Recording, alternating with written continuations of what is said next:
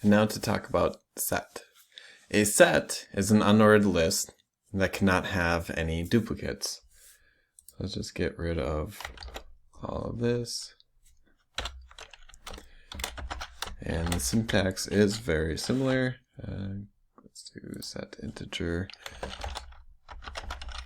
set, new set integer, and then we'll use those same values of 1, 5, 1, 6, 8, 9, 20. And then system debug to take a look at it.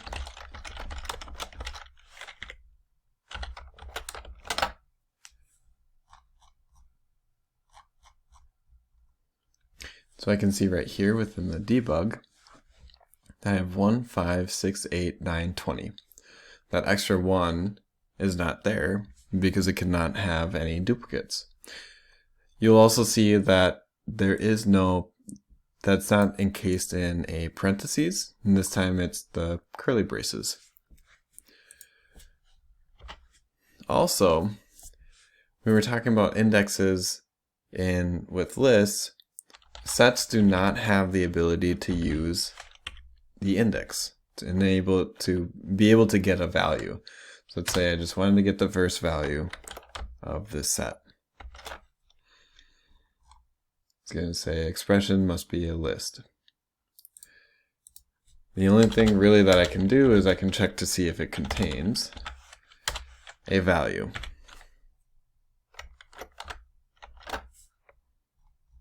And that can run. So then it just checks to see whether or not it's true.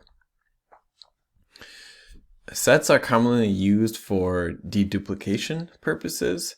As an example, if you want to get a collection of IDs to be referenced later on, but only want the ID to be in once, I would use a set. So an example would be, later on we're going to be going over querying and getting data from using SOQL. So let's say you wanted to get a list of objects based on the IDs. Well, first, if you're going to be putting in, or if you're getting the IDs from somewhere, more than likely you're going to want to be putting it into a set, so that way you're not duplicating those IDs, you're just putting it in there once, and then you can reference that set when you do your query. So what we can do, and then just like list sets can be any data type. There are less methods than lists. It has your basic add, size, contain methods, but one useful one that you can also do is remove. And so just to start going through. So if I have a set of IDs, I'm going to do an ID set, new set ID, and then because IDs, they have to have the certain format, so 1 or 001, and then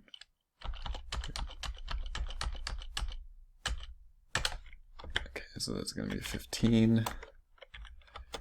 So I'm just going to duplicate this, and then I'll turn that to 1. Do a contact, so 3. And then we can do 2. It really doesn't matter.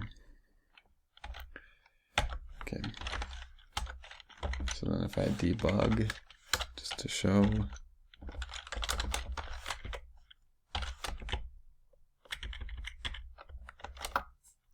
and run, I'm going to see in the debug, I have the set. Okay, so now we created a set and put in several of the IDs.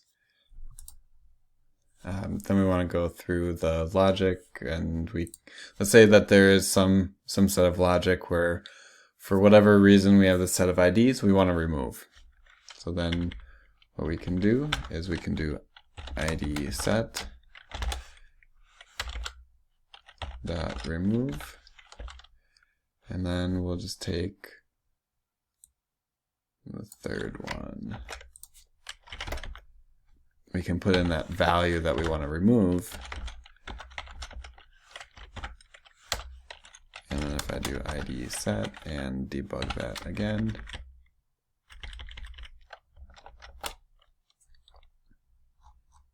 and run that, I can see, straight off the bat, I can see that there is one less within the set, and I notice that, okay, that the 300 one is not in here.